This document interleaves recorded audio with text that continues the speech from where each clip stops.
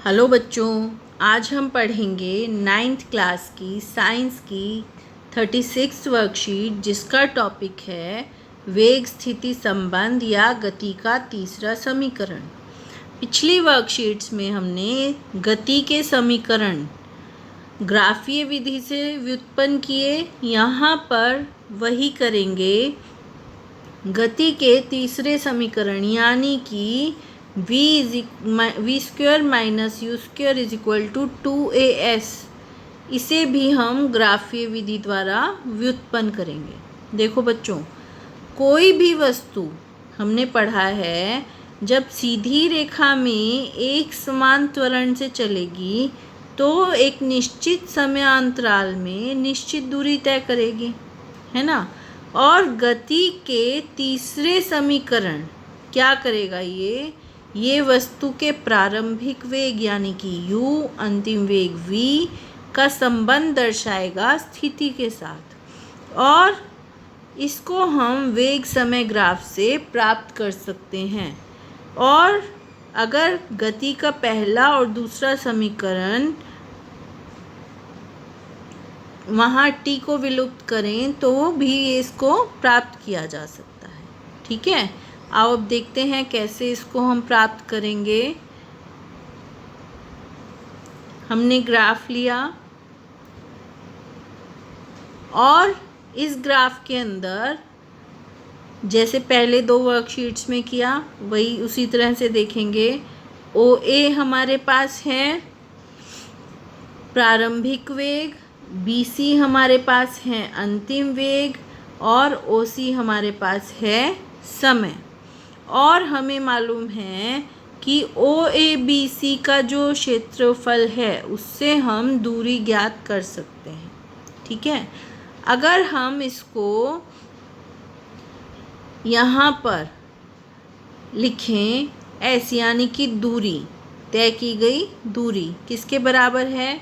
OABC के क्षेत्रफल के बराबर।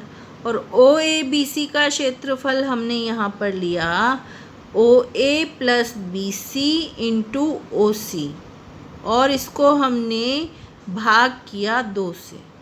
तो हमारे पास क्या आएगा? देखो, OA को हमने U लिखा, प्रारंभिक वेग था, BC हमारे पास अंतिम वेग है, और OC हमारे पास समय है ना।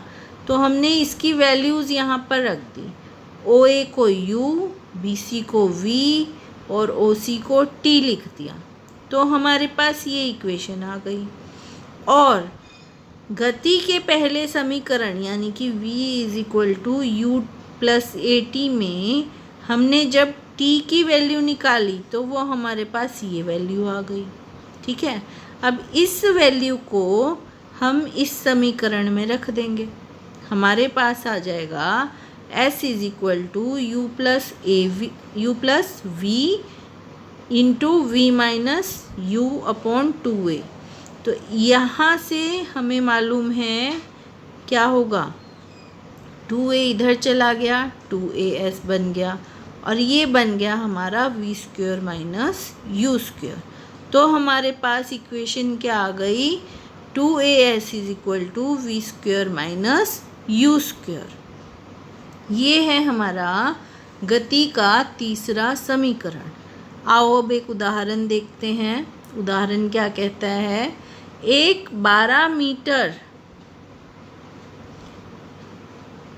पर सेकंड के वेग से चलती हुई कार पर ब्रेक लगाए जाने पर वह 6 मीटर पर सेकंड स्क्वायर यानी 6 मीटर प्रति सेकंड स्क्वायर के त्वरण, जो कि कार की गति की विपरीत दिशा में है, उससे रुक जाती है। उसे रुकने में 2 सेकंड का समय लगा, तो कार के द्वारा तय की गई दूरी ज्ञात कीजिए। अब देखो, हमारे पास प्रारंभिक वेग है, हमारे पास अंतिम वेग है जो कि 0 है, और t यानी कि समय है, और एक्सीलरेशन यानी कि त्वरण है। तो हम दूरी का पता लगा सकते हैं। हमने यहाँ पर लिखा गति का तीसरा समीकरण v square minus u square is equal to 2as, और इनकी वैल्यूज़ लिख दी। तो हमारे पास क्या आ गया? हमारे पास आ गया 12 मीटर दूरी, और यही हमें चाहिए था। ठीक है बच्चों, अब कुछ क्वेश्चंस देखते हैं। हमारा पहला प्रश्न है, गति का पहला और तीसरा समीकरण लिखिए। तो ये तो है गति का तीसरा समीकरण, और पहला समीकरण हमारे पास था v = u + at, यही था। अब गति के तीसरे समीकरण को वेग समय ग्राफ से व्युत्पन्न कीजिए। तो यहाँ पर हमने इस ग्राफ की मदद से यहाँ व्युत्पन्न किया गति के तीसरे समीकरण को। और अब अगला प्रश्न देखते हैं। अगला प्रश्न है, एक कार विराम अवस्था से चलना प्रारंभ करती है और 5 मिनट में, देखो विराम अवस्था से चलना प्रारंभ करती है, इसका मतलब ये हुआ कि इसका प्रारंभिक वेग है 0 मीटर/सेकंड, क्योंकि आराम कर रही है। और 5 मिनट यानी कि समय हमारे पास हो गया कितना, 5 मिनट यानी कि 300 सेकंड।